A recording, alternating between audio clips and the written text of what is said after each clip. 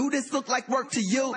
Nah. You're listening to the DAAB Balls Podcast with your hosts, Andrew Romanella. I like that. That's what I'm talking about. I'll be the best cheerleader. Father Time apparently doesn't know Tom Brady's address. And Anthony Rinaldi. Love the hardwood. That's my passion. Houston, they don't have a problem. Listen, you don't even have to listen. The show starts now. Yes, indeed. Yes, indeed. This is the DAAB Balls Podcast. I am your host, Andrew Romanella, and back with me this week, and I am excited about that, is my partner, Anthony Rinaldi.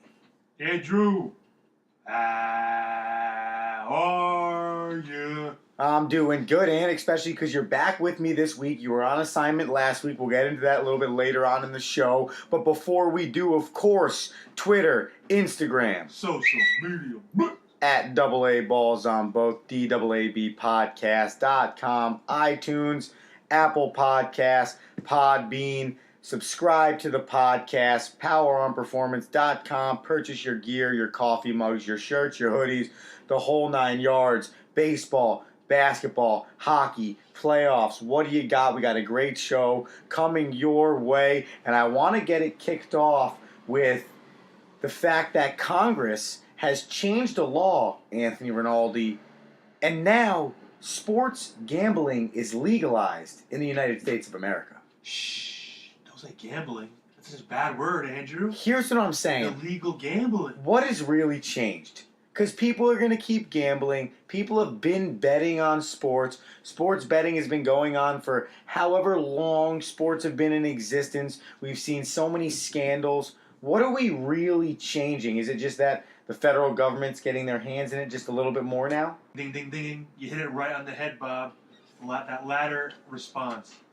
The government realized, the owners of these franchises realized, and you heard Mark Cuban even said it on a podcast or CNN or whatever he's promoting these days. And basically, by him passing that law, basically doubled his franchise's worth. When you think about it, because to make all this work, you know that the owners are going to have their hand in the pocket. The government will have their hand in this billions of dirty money, Andrew, that was always considered dirty. So now, hopefully, you hope that the government will get their hands on it, and they can regulate it, and they could get, like I said, their hands on it, even if it's a tenth or a piece of $1 billion. Why not? See, the way I see it going is now I'm going to be able to walk into the stadium, Madison Square Garden, Citi Field, wherever it is, insert professional park here. And while I'm sitting at the game, it's the third inning, and I can go walk up to a concierge booth and say, hey, you know what? I'm going to take the odds that Michael Conforto hits a double this at bat. And am I allowed to go before the game and take the odds on the game, take the total, over, under, whatever it is? Is that how it is? Or is it just the fact that I can do it on my phone legally? I can do it everywhere legally. Is it going to be virtual? I know you talked a little bit before the show about maybe you're sitting at the ballpark and now you have an iPad in front of you and you're making live in-game bets with the iPad. Is that where we're going now because this is legalized? I guess that was my biggest question listening to it all day and hearing the conversation about it was, listen, everyone knows this has been going on, which is why we've now probably gotten to the point of legalizing it. But what does it really change, or is there going to be a different element to this thing that's actually going to make the guy that never actually bet on sports to begin with, which no matter whether it was legal or not, is going to be mostly the same population, or are you telling me that that's actually going to change and people that weren't betting before now are going to place their bets? No, I don't think you're going to start seeing a rush of people trying to get their bets in because it's closer than, let's say, going to Las Vegas. But yeah, I don't think it'll affect, the guy in the corner making his book, because you look at it, right now it's just going to be casinos. Atlantic City, Mohegan Sun. I'm sure once New York passes their laws, because I think New Jersey, Pennsylvania, I think maybe Virginia and another state jumped on immediately once Congress relinquished the hold or whatever that political term is, and New Jersey is ready to go. And I heard, I think it's Raceway Park or one of these operations in New Jersey will be ready to go come NBA Finals May 31st. You can go walk right into their sports book and place a bet for the first time on New Jersey soil. That's pretty big, Andrew. I mean, that's huge, and I think there's a lot of things right now in our country that are probably going that direction where it's something that's probably been going on illegally in our country, and now recognizing the potential for it being legalized and being able to profit from that, it is becoming huge. There's a certain player in baseball that made some illegal bets back in the day and has gotten himself exiled from the Hall of Fame, and that's Pete Rose. Got exiled from the hall in his house. From So, his wife, too. Does Pete Rose now get into the Hall of Fame? Wow, that's a good Right? question. I mean, he did, wow. I mean, He did it when it was illegal, but now that it's legalized, don't we have to look at the situation and say his ban is now fraudulent, in a way? I think that needs to be a Friday DAAB, son. That might I have... think we need to stash that in the chambers of our brains for Friday morning DAABs. Well, then we're staying on the topic of baseball, because you could go down a whole nother path of the sports betting, and I think it's an interesting conversation, and that'll probably be a Friday morning DAAB at some point too. But it's going to be curious to watch that situation moving forward and see how it changes what happens in sports and the way the betting goes, and et cetera, et cetera, et cetera. And if I am betting on a team right now in Major League Baseball, I'm probably betting on your New York Yankees because they are en fuego. That's Spanish for the fuego. And even when they win and it doesn't look good, they still find a way in the end. Oh man, winning is the ultimate deodorant, Andrew. And frankly, when you're 28-12, let's see, what podcast was it back, Andrew? Back on April 21st. I don't know, maybe our 11th, 10th podcast, perhaps. Yankees were 9-9. Well, they rattled off 19 out of 22, and we're now 28-12. It's not too shabby. And the crazy thing is, they went through that 19-3 run without Brett Gardner being great, with Giancarlo Stanton being a pretty good baseball player, but not nearly what you expected Giancarlo Stanton to be, with Didi Gregorius going what felt like for the century for about a 3-week span. You got through all of that. Sonny Gray having a bad start. I know he's been all right, but he did have a down start. He hasn't been great. You're hoping that changes. You got through all of those things, and you've still come out on the other side. And really, I think this is where you start to crown Aaron Judge the man in New York. Because, yeah, you can talk about Didi, and I'm on the Didi train. I think at the end of the year, him or Gary Sanchez might end up being the MVP simply just because you can't win in baseball with just one guy. We've seen that with Mike Trout for years in LA. He's finally got guys. He's finally got wins. It's just how it works in baseball. It's different than other sports. So So as well as Aaron Judge is playing, you obviously need somebody else there. That's why I think Didi and Gary Sanchez are probably going to come into the fold at the end of the year, and you're going to say, wow, thank God those two showed up because we are here because of them. But that shouldn't take away from the fact of how good Aaron Judge is. Oh, Aaron Judge is out of his Oh, mind. my God.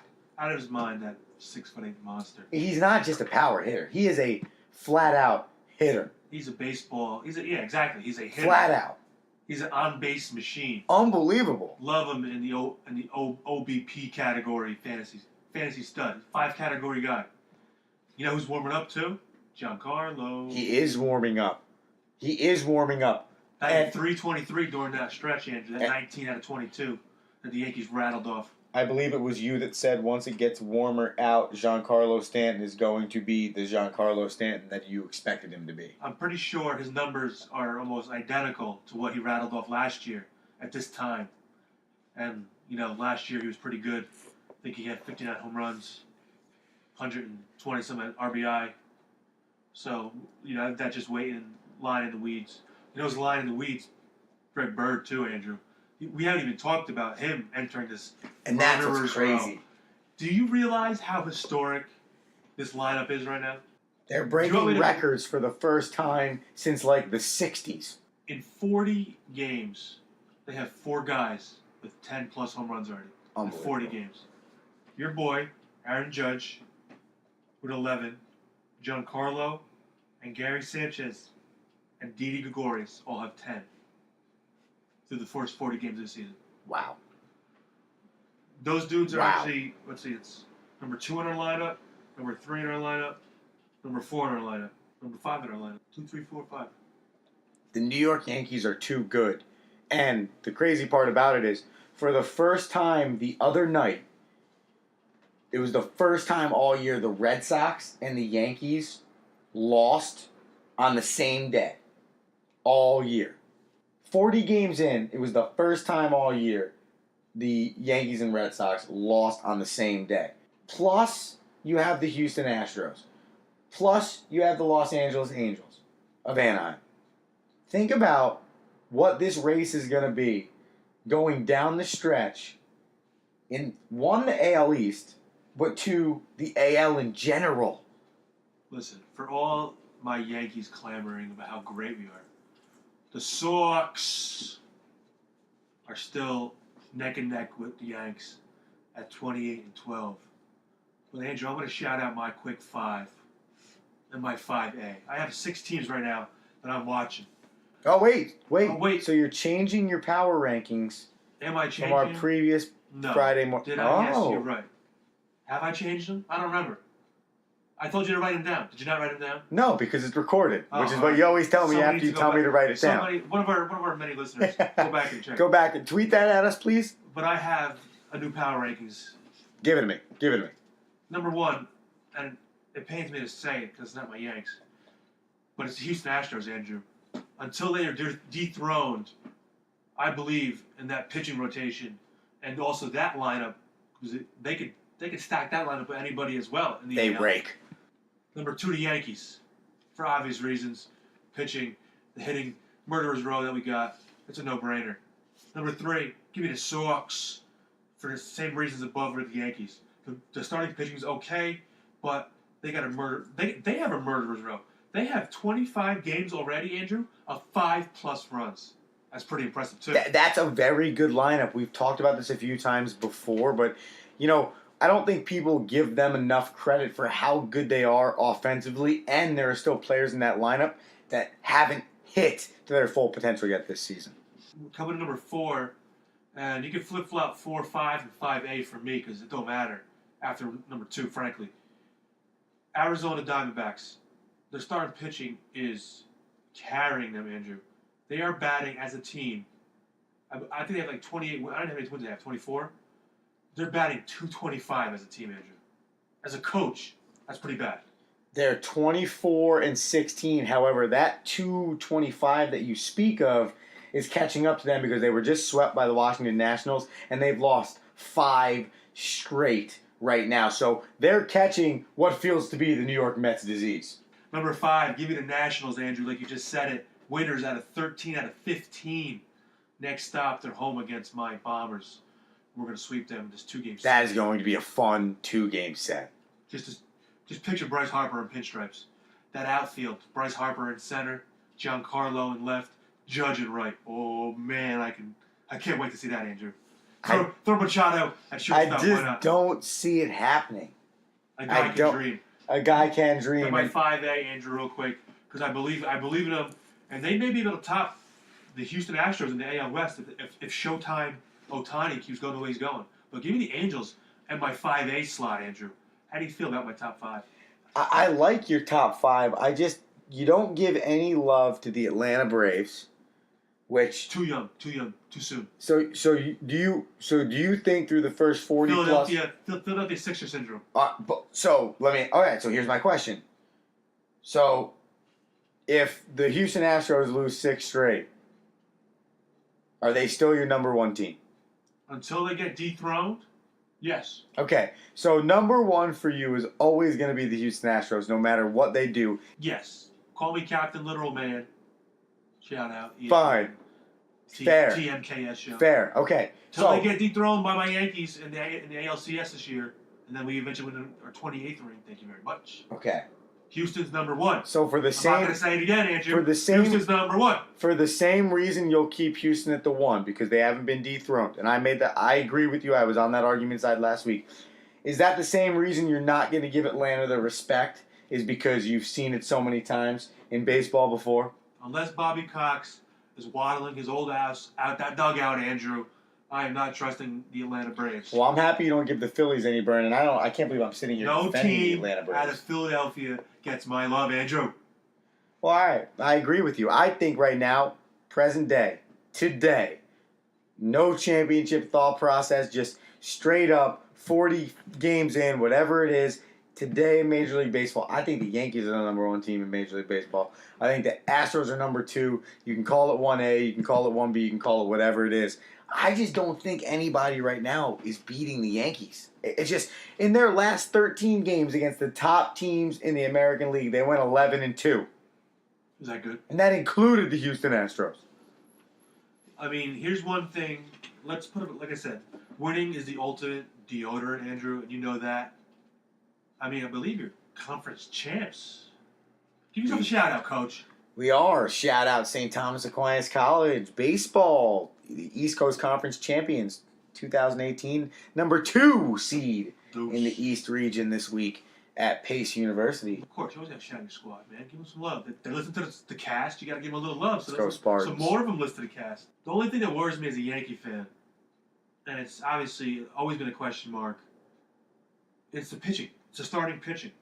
Severino is our ace. True ace, Andrew. He's got filthy stuff. And you saw it the other night in a 6-1 win. I mean, everyone said it. Booney said it. He said it.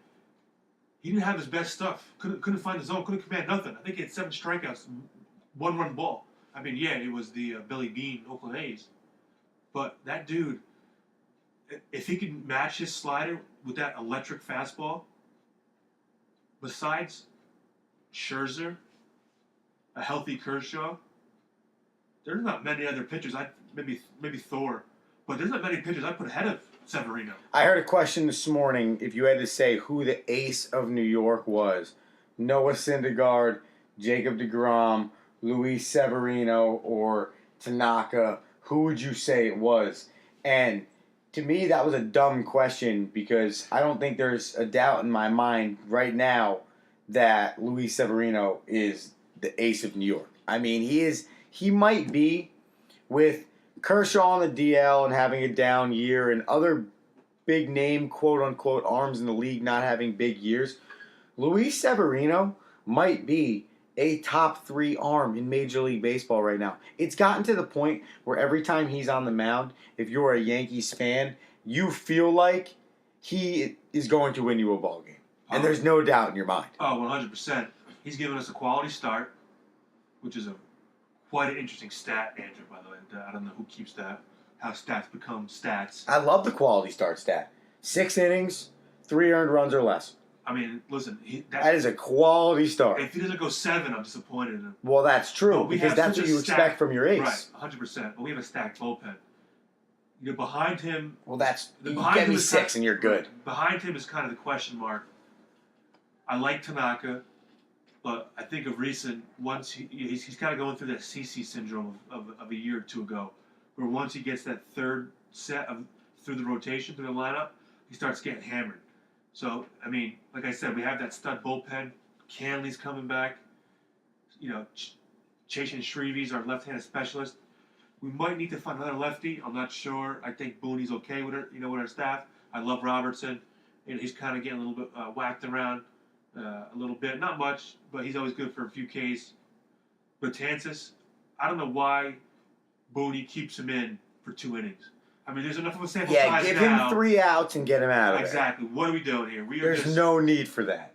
And Chapman just plays with character. It's not even fair. He just doodled a carrot in front of that bunny, man. It's not even fair what he does. I mean, the fact that being a left-handed pitcher is hard enough.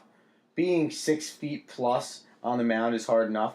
Then throwing 100+ miles per hour. He relies on that slider too. I know he does. He can throw that. He can go from 101 fastball to an 88 mile an hour straight slider. Here's what I think the playoffs with the Chicago Cubs in 2016 did for Aroldis Chapman.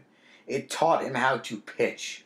Because when he was used so much in that World Series, you saw it in extra innings, all he had was sliders. Only thing he was throwing up there was sliders. And he somehow found a way, even though he gave a 3-run home run, even though he blew the lead and it was a tie ball game and they had to win in extras and whatever the case is, at the end of the day, he had to learn how to pitch right there in that moment with another pitch besides his fastball because he didn't have the gas on his fastball. And I think you fast forward to now, 2 years later, it might have hurt him in the interim.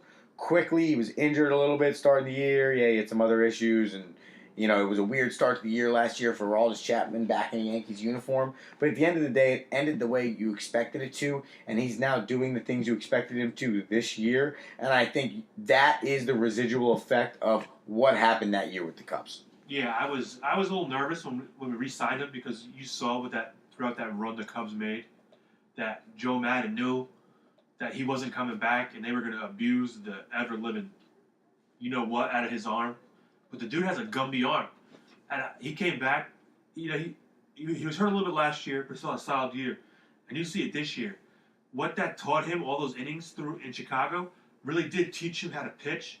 And he can actually go an inning, 2 innings, if you want. You can stretch out Chapman, which is always a good thing to stretch a closer out.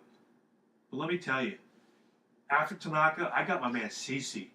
That dude, in his ripe old age, I want to say he's 35 or 36, Andrew. Let me look that up. Or 37. He's an older gentleman for baseball standards, but he's learning how to pitch. I think he's pitching to like a sub-2 ERA. He reinvented himself, CeCe Sabathia.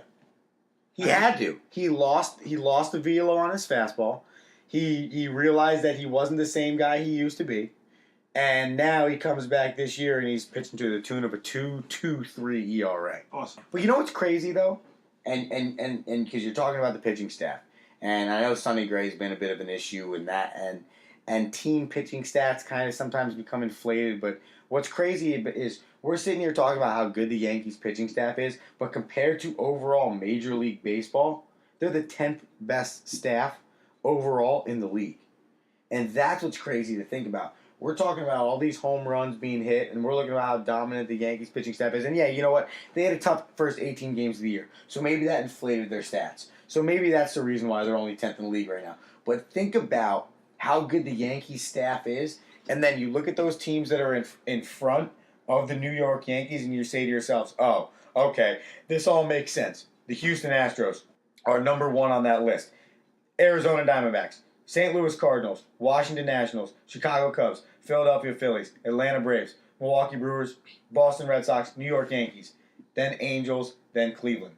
There is no coincidence that the top 12 teams in Major League Baseball, in terms of total pitching, those 12 teams are over 500 and either leading their division or in a wild card spot and are fighting for an opportunity to be in the playoffs. As much as we talk about hitting and the home runs and everything else, pitching rules baseball. Come playoff time, he will be part of the postseason rotation because we did give up some not top prospects, but we definitely gave up some good pieces in that trade. And I think Sonny Gray was just one of those characters, kind of like Mike Stanton.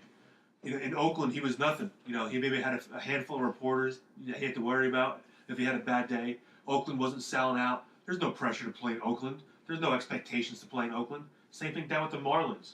Giancarlo, if he went over 5 at 5Ks, he maybe had to deal with 4 or 5 reporters in Miami. When you come to New York, some guys just aren't cut to deal with the concrete jungle that is New York, Andrew. And that's the truth about it. And I think the media is the number one. I think you nailed it on the head right there.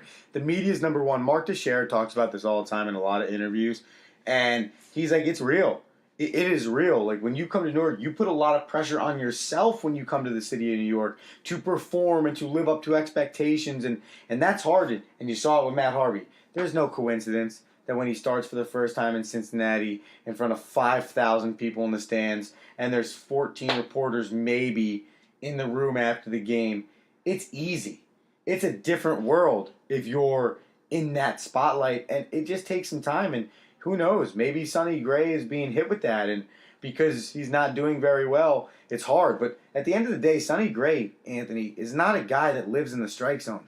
He wants you to chase outside of the strike zone. He's throwing his ball with his movement, his types of pitches. He's trying to get you to chase out of the zone. If Sonny Gray leaves the ball in the zone, he's getting knocked around everywhere. His stuff isn't that good to be able to throw hittable pitches and get guys out. His stuff is good to the point where he's making you believe it's there until it's not, and you're beating yourself. But if you run into a team or a day where he beats himself or the other team doesn't allow them to beat themselves, Sonny Gray is going to get tattooed, and you kind of almost got to live with that. Right. The MO was out on Sonny Gray, and you hit it on the head. He nibbles on the edges. And if your pitches aren't perfectly located, and these guys aren't chasing, I mean, these are major league hitters, Andrew. They do get paid as well. He's going to get tattooed. And I think, frankly, you might be able to get that away with that in the postseason. He'll be the back end of the rotation kind of guy, the fourth or fifth starter if it comes to it. Because I'm telling you, Cashman, he knows he didn't address starting pitching in the offseason. I mean, they're going to get somebody to when trade you get that. Giancarlo Stanton, it kind of, again, masks the fact that we didn't address starting pitching. And it's funny, let me tell you, Michael Kay brought it up today. They sent Drury down to AAA. Now, he's back now. You know, his headaches are gone. His blurred vision is gone. I'm wondering if Cashman and the rest of the little magical elves he has back there working are wondering, you know, in hindsight, with Andujar playing so well, who actually is coming back down to earth a little bit. You know, what do we do with Drury now? Do you get him working, then try and trade him? Which one, Drury? Yeah. I think Andujar's the piece, though. I don't think you're going to get a top flight pitcher at the trade deadline. But here's my thing. Unless you move Andujar. But I'm not sure if I want to do it yet. But I think pitching wins World Series because it's going to come down to pitching. It's the truth. I think I could let Andujar go. Maybe sign Machado in a year or two. That'd be fun. What if you don't sign Machado? That's the question. He's going to go to the Mets. Always going to ask. Yeah, right. Yeah, right. We got Todd Frazier Pay for 2 him, years. Wilson. We got Todd Frazier for 2 years. The last thing you're talking about offense, and you obviously we know how good the Houston Astros offense are. They're just so good that's one of the hardest lineups, 1 through 9 to get out. Can't navigate that, Andrew. The Yankees are one of the toughest lineups, 1 through 9 to get out. But you mentioned another lineup that I don't think people are getting enough love, and it's pretty much the second best lineup in the league behind your New York Yankees and the Houston Astros, and that is the Boston Red Sox. And they're led by Mookie Betts, who's a stud. He's hitting 360. He's got 13 bombs. His OBP is 440, which is ridiculous on base percentage. Almost 50% of the time he's on base. That's just... The Red Sox as a team are hitting 270, and overall they got 54 bombs on the year. They don't have as many home run hitters, but they have 97 doubles already to this point, and they've only played 40 games. So essentially they're averaging nearly 2.5 doubles per game. Similar to the New York Yankees, they got a top-end rotation guy, Chris Sale. Their arms are good too. I'm not thoroughly impressed with David Price. His ERA is in the 4s right now. I wouldn't even consider him. Maybe he's always hurt. Is he a 3? Would you consider him a 3? No, right now he's a 4. Or maybe even a 5. Who's their 2 then? They have a 2? Eduardo Rodriguez? Probably. Drew Pomeranz? Stop. Again, similar to the Yankee problem, Boston, Mike Dombrowski, you bum, he'll be looking for some pitching come deadline as well because he knows exactly what he needs. You have a pretty good bullpen, and you obviously have Kimbrel at the back end of that bullpen. He don't scare me anymore. But with that stupid arm thing when he hangs down low he kind of looks like a snake, kind of. Like a snake. What kind of snakes you looking at? Yeah, he's kind of bending down. Snakes. I don't know those snakes. I don't know, little scary Shout snake. out Home Alone, Harry. You know somebody that is not a snake, and it's somebody that you know closely, and it's somebody that supports our podcast, and it's somebody that can help you if your home needs a remodeling, you need a deck redone, a kitchen, some interior trim, some exterior trim, some redesign, whatever it is. He's not a snake either. He's about to build me a beautiful mantled fireplace for my living room. Shout out. So he won't give away your address. He won't give away your phone number. He will be a class act, and that is Franchise Construction. Contact frank.franchiseconstruction@gmail.com or call them at 973-789-6236 and remodel and relove your home with Franchise Construction. They're going to be hardworking. They're going to be there on time. They're going to get the job done quickly. They're going to get it done well, and you will be 100% satisfied with Franchise Construction. That is frank.franchiseconstruction@gmail.com or 973-789-6236. Mention Double A Balls Podcast and you give yourself a 50% chance to possibly get a 10% discount. When our man Franchise Construction Anthony Rinaldi gets on the podcast, it means it is time for a little NHL. Oh, Andrew, I am so fired up. NHL playoffs, Final Four. Let me ask you this. I know the answer to this one, but I just want to hear you say it. Do you think the NHL wants a Capitals-Vegas matchup, or do they want a Winnipeg Jets versus Tampa Bay Lightning final matchup? You want Vegas, the expansion franchise. People are all over that. And then you want Washington with arguably the second best player in the league who's never been to a Stanley Cup Finals. And his team has just killed a huge bugaboo on themselves and the franchise and the head coach and yada, yada, yada. That's the matchup you want. Clearly, ratings for hockey aren't nationally comparable to baseball or basketball. Not even football close, but I think when the year starts, you probably want the Los Angeles Kings and the New York Rangers, but I don't think you can get everything you want. But listen, if you get Vegas Capitals, that's the most ideal matchup. I hate to think it, but is Gary Bettman throwing a little extra cash towards those refs? Like, hey, let's make sure this happens. I think Vegas has a solid 2-0 lead right now in period number 2. But as you tell me, the 2-goal lead in hockey is the worst lead to have. Worst lead. It always forces your players sometimes to play a little passive, continue to be as aggressive. They think they're up more than they should be. But I digress for you, Anthony. So let me tell you, Andrew, the Capitals, 6-1 away from their home arena in the playoffs. They always say home cooking is the best medicine, but it seems like being on the road is the Capitals' best medicine. And I think that's what's kind of been crazy about this playoff run right now is you almost see them going home right now saying, hey, they just need to win one of two at home. And you're like, wait, hold on a second. You're not saying they should definitely sweep at home. You're saying they should win one of two. But that's just kind of the way their playoffs have gone, where you almost hope that they win at home and get one of the next two so that they have another chance on the road to get the win. That's how well they've been playing away from Washington. And it's kind of weird to think about, Anthony, but I don't think it matters in the end. As long as you're getting the job done, you're getting the job done. But if you're Washington, you're going home, and you're looking at a Tampa Bay team that is against the ropes. If you go in and you win Game 3, it don't even matter what happens in Game 4.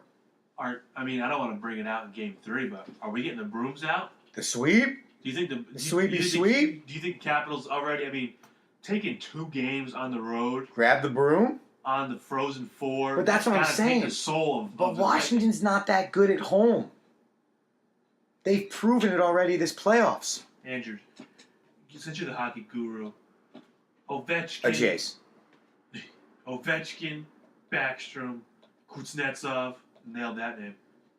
Holtby. Are these names, TJ Oshie, are these names that are like top of the NHL? I feel like Washington always has a legit squad, but why have they never been to a ship? Has it just been the Penguins' bugaboo? I think that might be part of it. I don't know if it's as necessarily on the same plane as when you're thinking like the MJ bugaboo for like those Utah Jazz teams and like the Knicks, the Phoenix Suns, or LeBron right now with the Toronto Raptors and everybody else that's ever tried to play LeBron, no matter what team he's on. I don't think it's like that necessarily. It kind of is, but I just think for some reason it's just one of those things where they're just one of those franchises that's always good enough to get there and be be a high-level team during the regular season, but when push came to shove in the postseason, they just didn't have the right pieces to get done what they needed to get done. And finally, this year now, it looks like, to your point, it's clicking on all cylinders, and you are a little bit correct. Maybe it isn't that there's not as many big names or there's more guys besides Ovechkin that, like, you don't know as well, but are making their name now in the playoffs for this Capitals team. And Kuznetsov is the first guy that comes to mind for me because I'm thinking to myself, yeah, I've heard this name throughout the year, and he's been a very good player for the Capitals. And so have a few other guys on their roster, but every second that I turn around, I feel like I'm hearing his name, and then I'm hearing Ovechkin's name, and I think that's where it's a bonus for the Capitals this playoffs. That dude throws straight heaters at the goalie. I mean, he was first in the team in assists with 56 on the season. So, I mean, you look at it and say to yourself, why does Alexander Ovechkin score 49 goals in a year? Yeah, he's good enough to do it. But when you have guys putting the puck on your tape in good situations and you can put the biscuit in the basket, as they say. Oh, the tape and the biscuit in the basket. You're in a good place. You are full of cliches. You mentioned before that in baseball, OBP is a good indicator stat of how good a player is. This number seems a little high. The Capitals are at a 31% power play efficiency in the playoffs. It's unbelievable. That sounds high. Is that good? That sounds good. That's very good. That's very good? Okay. That's no wonder they're up 2-0, huh? It's like every Rattled time. off 5 goals in a row Sunday. They're so good at moving the puck. And the unbelievable thing about the game on Sunday, not unbelievable, but when that game first started, Tampa Bay came out fast. They played quick. They were offensive. They had a 2-1 lead. And then all of a sudden in the second period, you just felt that momentum shift. The Capitals just came with what felt like ferocity. They scored 3 goals in the second period, and at that point it was deflating. And you listen to some comments from Tampa Bay after the game. We didn't play as aggressive. We were a little bit too tentative. We were passive. We have to come in aggressive the whole game in Game 3. We have to play our game. All of those things. And I think that is what's the most impressive to me right now about that run for the Caps is they are the aggressor now, and they're no longer what felt like the little brother trying to knock down the door and get in. They are the aggressor. Sharks, blood in the water. Simple as that, Andrew. You get up 2-0. You're actually going home up 2-0. I'd be very disappointed if Washington didn't win it in 5. I'll give Tampa Bay 1. You don't want to. Absolutely. They are professional athletes on the Tampa Bay. They're going to split in Washington. I'm telling you that right now. Right. So, yeah. So, Washington, they have this. If they have any desires of winning a ship, if this is Ovechkin's time, prove it to me and wait for your opponent. Go out, handle your business. Ding, ding, ding, right, Bob? You want to do what LeBron James just did to the Toronto Raptors. Make them you are their daddy. Yes. And make them actually fire their coach that just won Coach of the Year. Oof, that's tough. Tough, Andrew. You know what? While we're on that subject, the Boston Celtics, for at least one game, might have made LeBron James their daddy. Yeah, how many points did Irving score? I think Hayward had a triple-double, right? Oh, what? Because they're not there. What lineup is Boston? That's what's crazy about this. You wanted this matchup all year. You said it before to me, and I have to say it again. You wanted this matchup all year. And here we are, sitting here on May 15th or 14th or whatever day it is, and you're saying to yourself, we got the exact matchup we wanted. But the 2 best players for one of the teams aren't even there, and they're still winning. What is this roster going to look like? I don't know if Kyrie's going to be there.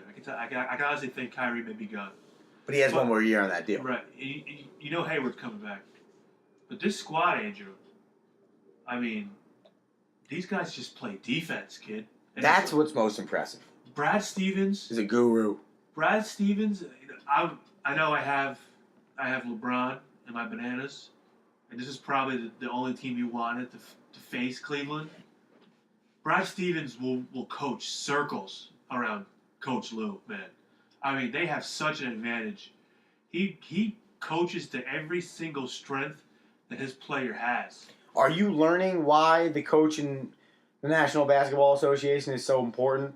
by watching this Cleveland-Boston series? Hold on, before I answer that, do you want to hear the dumbest comment that Coach Brown from Philly said? Yes. He said, and I mean, maybe he's in the heat of the moment forgot all things, but coaches have a vote for Coach of the Year. Yes. Which Brad Stevens got none. I heard this. And then he goes to himself, if I had a vote, I'd vote for him.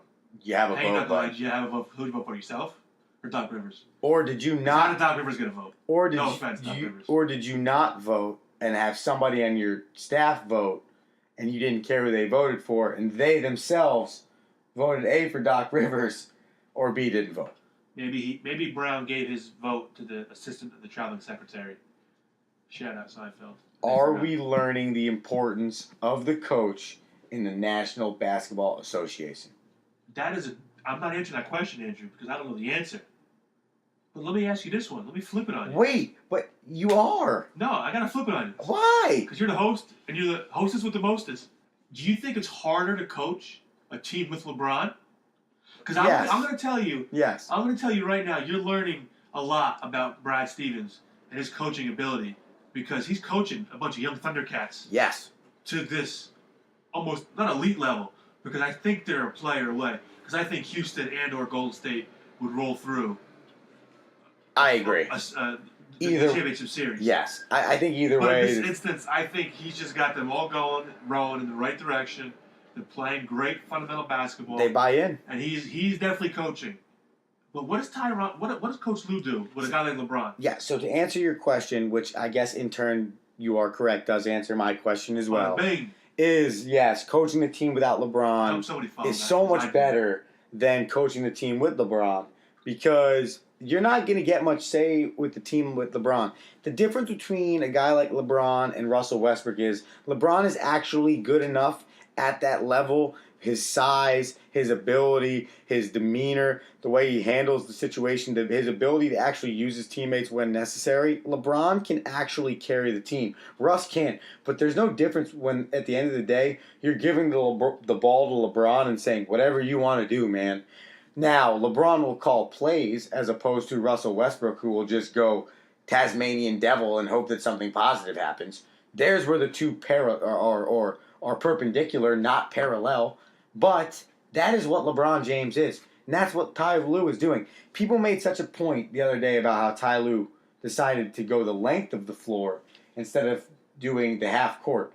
Do we know necessarily that was actually Ty Lue's decision?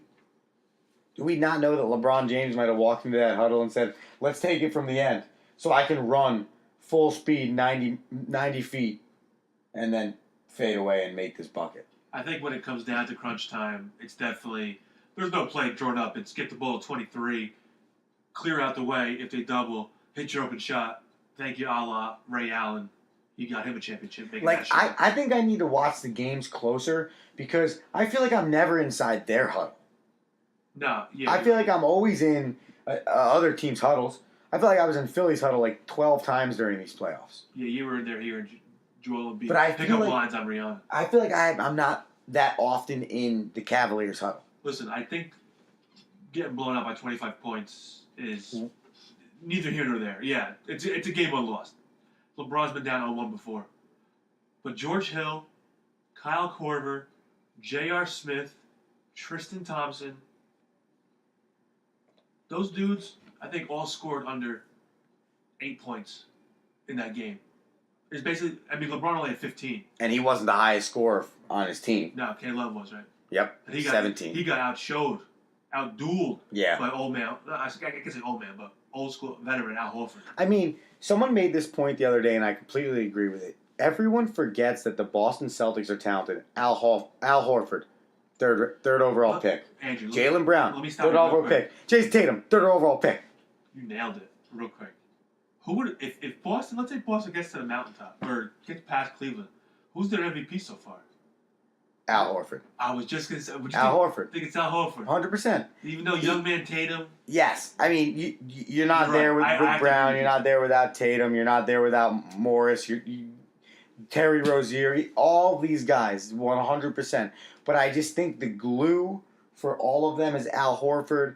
The fact that Brad Stevens in big spots wants to put the ball in his hands, and he's like an extension of the coaching staff on the floor. He's talking a lot. I feel like he has the most experience out of everybody that's playing around him right now, so they kind of lean on him for that. And I think at the end of the day, he's played so well in this playoff run for this Celtics team that if you were to take Horford away from this team, they might not have even made it out of the first round. I agree 110%. And you look at the defense, big shout out. I think it's Maurice Morris on Boston. I know his brother plays for Philly, or vice versa. One of the Morris brothers played hell of a defense on LeBron. I mean, he talked a lot of smack before the series. That was Marcus Morris. Marcus is the one who plays for Boston? Marcus. All right, there you go. I know one of them. Marcus, He did. He was He said on besides him Kawhi, like white on rice. oh, boy, he went there. But he said, like Kawhi, I played a nice best defense on LeBron, and LeBron kind of scoffed at it. But held him, I think, to 6 of 15 or 6 of 17 shooting, something like that. That's the other thing. Al Horford also played a little defense on LeBron. And the Celtics don't talk.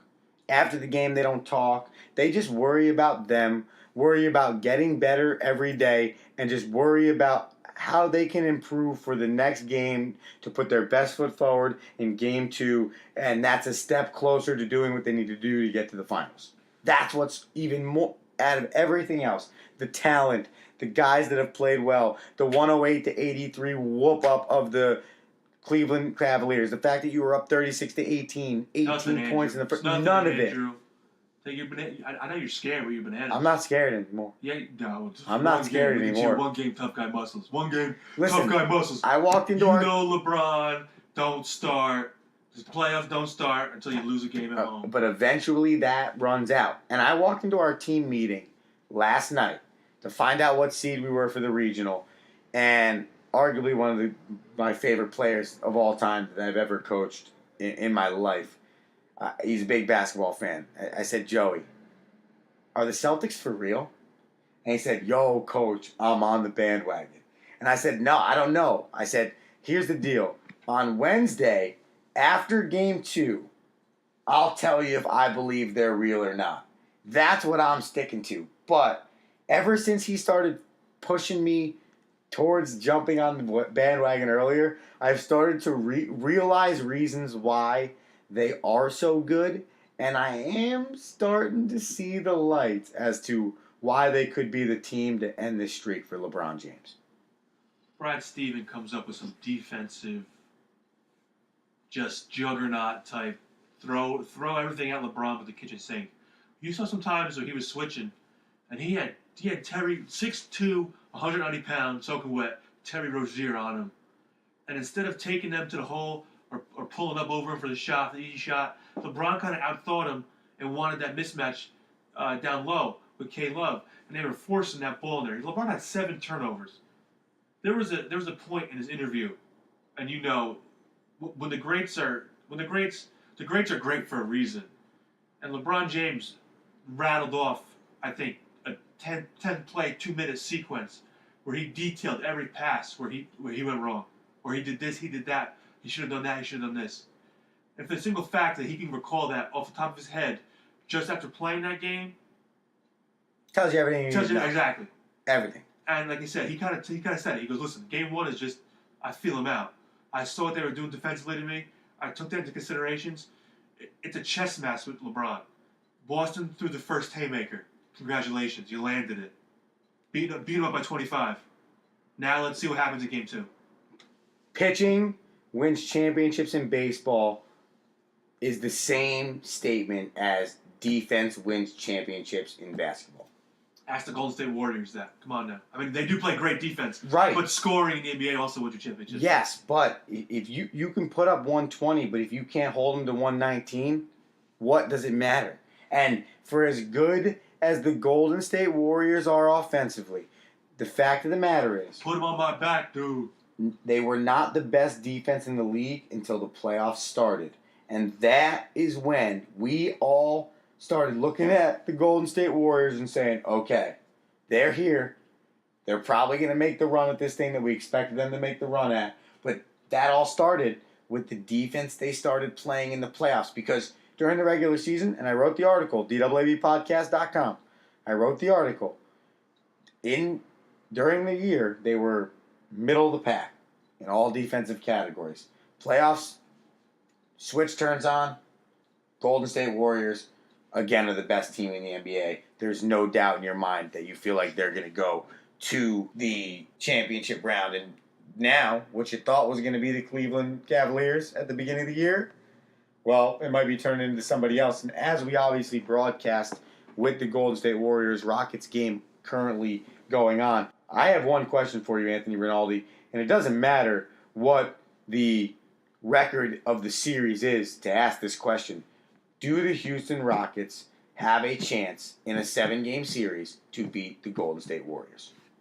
Everybody is like, no, Golden State is for obviously Golden State is for real, Andrew. I'm a Golden State Warrior fan. I switch over basically once middle of regular season once things Your bananas are a Golden State Warriors fan. So I have to I believe wholeheartedly that there's no way there's not a snowflake's chance in hell that a team can beat Golden State. If Golden State puts their mind to it 4 games in a row, you're beating that squad. But this is the matchup we wanted, Andrew. Houston did all they did in the regular season to get the home court advantage for games 1 and 2. You don't want to say game 1 is a must win, but I feel like if you want to set the tone for the series, you get game 1. Toronto needed game 1 against Cleveland. Sorry. And they blew the lead in that game. Right. So you need to know, if you're Houston, you got the best record in the NBA, so you could have that home court advantage. Because you know, Oracle, it's going to be hot. But home or away, man, that's tough to beat the Golden State Warriors. What are they, 24-3 since Durant got there in the playoffs? And that's just why I don't think, even though Houston goes out and gets Chris Paul and tells you that they spent all offseason wanting to work on beating the Golden State Warriors and that was their sole goal and this, that, and the other thing, at the end of the day, man, they're just too good. There is no team in any professional sport, Anthony, that has 4 superstars, arguably 4 superstars, starting in their rotation in Klay Thompson, Steph Curry, Kevin Durant, and Draymond Green. And you could also throw Andre Iguodala in there as a pseudo top player because, one, he has been a Finals MVP. He was a high first-round draft pick. He was supposed to be the second coming of AI again in Philadelphia before it didn't kind of work out. So, you look at that roster and just say to yourself, they're just too good. I don't care if James Harden and Chris Paul are on the other side. That's the Hamptons 5. I hate that nickname. Smooth. Oh, I love it, Andrew. Give me more to Hamptons 5. Oh, I hate that nickname. Well, a lot of basketball to be watched coming up this week in the NBA. We'll see if Cleveland can right hook back the Boston Celtics. We'll see if Houston has what it takes and if James Harden can amend what happened last year in the conference finals for him. He's got a new sidekick with him, plus Clint Capella is a stud. So we'll see what happens there. But one guy that is going to help you out right now, and that's Hawthorne Glass, and that's our guy Angelo. Angelo has over 3 decades, I said 3 decades of service in the glass industry. It is springtime, it is warm weather, and that means you have to fix those broken windows and busted screens. And if you are tired of that shower door, that broken shower door, that busted shower curtain, you just don't like what it looks like, call Angelo, 973-427-4344. You got your shower doors, your tabletops, your storefronts, your windows, your thermopanes. He does it all, folks. Mention AA Balls, get 10% off your first purchase. That's Hawthorne Glass. That's our man Angelo. And that is 973-427-4344. Anthony Rinaldi, tell the people what that means. Dude, that's what do you got? It is a and little... I am struggling. I hate this stupid game. What happened? You were on the rise. I picked ice hockey. And then you picked ice hockey. Pecorino, go home, you bum. And what happened? No beer bong, fear of cafe. And what that means is that Mr. Romanella is now 17-13, and Mr. Rinaldi is now 13-17. I want to go back on the math. I think you're off. Do you believe it was something different? No, not at all. I'm just trying to better myself. You're just upset with Pekka Rinne. Pekka Rinne. All right. So Nashville was my squad, Andrew. I was jumping on the bandwagon. I fell right off. And you were fired up. You got me fired up. The old Rinaldi jinx. That's the problem. When you texted me in your pick, you got me fired up and started making me think that I wasn't making a good pick. I made a pretty good pick. My man Terry Rozier did have a really good game. The Celtics did play really well, and they did win. So what was that, Game 7 you picked? No, it was Game 7. What game was it? Game 5. Oh, Game 5. Game 5, Celtics versus Sixers. I said they were going to close it out. They did. It was 114-112, and I believe Terry Rozier had somewhere in the business of 19 points, a bunch of rebounds, assists. Good job. Real good game. 3 mice. Real good game. You got the W now, bro. So because of that, and I know you're down in the dumps, and I missed you last week, and you didn't have a chance to What Do You Got live. So I'm going to get you started off here on this What Do You Got by asking you the question, Anthony Rinaldi, what do you got? First off, I don't know why you keep asking me first. I think this is part of your I plan. love it. You get in my head, you confuse me. You throw a lot of numbers at me. I get flustered. I pick a bad pick. Now I'm going back to the hardwood, Andrew. It's the passion. I know it best. It's Game 2, so you better get your ass editing because it's got to get out to the people. The masses need to know, Andrew. They must watch Game 2, Cleveland versus Boston, May 15th. Shout out Josh Ukelson. Happy birthday, dog. All right. 8:30 p.m. start. Probably going to be TNT or ESPN. Check your local listings. I don't know. And I'm going with, it's too easy to go LeBron, so I'm going LeBron because I need an easy W, Andrew. Give me LeBron with a triple-double. He's going to slap back and just show Boston really how to play playoff basketball. So are we predicting again this week? 35 points. Write this down. Or remember, it's a podcast, Andrew. As you always say. 35 points, 12 bounds, 11 assists. LeBron carries Cleveland back to Cleveland on his back. I carried the team on my back, dude. All right. So you are picking... 1. So that's just like if I told you to choose somebody that was going to be able to score 10 points in a basketball game. That's as easy as this pick of choosing LeBron James. Yeah. Looks like Andrew knocking down a 12-foot jump shot with nobody in his face. Truth. All right. LeBron, the Cavs versus Boston, Game 2, 35 points, 12 rebounds, 11 assists. I laugh as I read it out loud not because Anthony's wrong, but because it's probably going to happen. So, I'm going to the dirt, to the grass, to the sunshine, to the lovely sport of Major League Baseball, and I am taking an oldie but a goodie. And that is the Houston Astros versus the Cleveland Indians on Saturday. That is a midday game, a 4:10 start. Everyone's sleeping on Cleveland, Andrew. Everyone is sleeping on Cleveland. As we currently talk, they are 20-19, but they are in first place in their division. Their division is not very strong this year. They're the only team over 500 right now, and they are one game over 500. But on the mound, this is the reason why I'm taking that game particularly, besides the fact that I think Cleveland's going to be there in the end, and they're going to be somebody competing. So I'm choosing this matchup because it was the Astros. You're choosing it because of the beard, Keuchel. Keuchel's got a fierce beard. And the Indians, and the fact that Trevor Bauer had said something about the Astros, and I find it awesome that they're playing in Houston. And I think that makes it a lot more interesting. So that's a 4:10 start. That's on Saturday, and you mentioned it. I'm taking Dallas Keuchel because I love the bearded man. He's a stud. He is an ace. Pitching better for sure. The Astros have, probably 5 to 10 aces, what feels like, on their staff. I think you always say it, 1 through 5, they're hands down the best staff in the league. But Dallas Keuchel is the man. And I feel like before we heard about anybody in that rotation, McCullers, Morton, obviously Verlander you heard about, but that was from his time in Detroit. Before you heard about anybody in Houston, you heard about Dallas Keuchel first. He arrived, he set the tone, and then everybody came and followed. So I'm taking the Astros, I'm taking the Indians on Saturday, and I'm taking Dallas Keuchel. And I'll give you my stat line. Give it to me. I'm Give it going to me, buddy. 7 and a third, 9 Ks, 6 hits, 2 earned runs. I wrote it down. No, you didn't.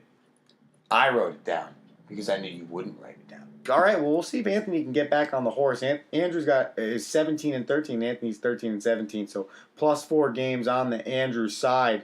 But what was really plus was the fact that you were back with me today, Ant. I missed you, and I'm glad you're here. Andrew, tell your friends.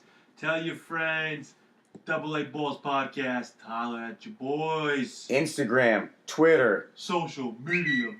at AA Balls on both DAABpodcast.com, iTunes, Apple Podcasts, Podbean. Follow, hit subscribe, do the thing. Visit PowerOnPerformance.com. Buy your apparel, buy your gear, your coffee mugs. Buy it all. Support the cast. And like Anthony said, tell your friends. I am Andrew Romanella. That is Anthony Rinaldi. We are the AA Balls Podcast. And we are out.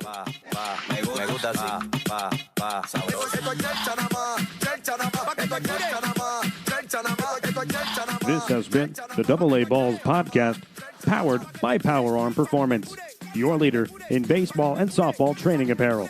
Visit PowerArmPerformance.com to get your gear and begin training the Power Arm way today.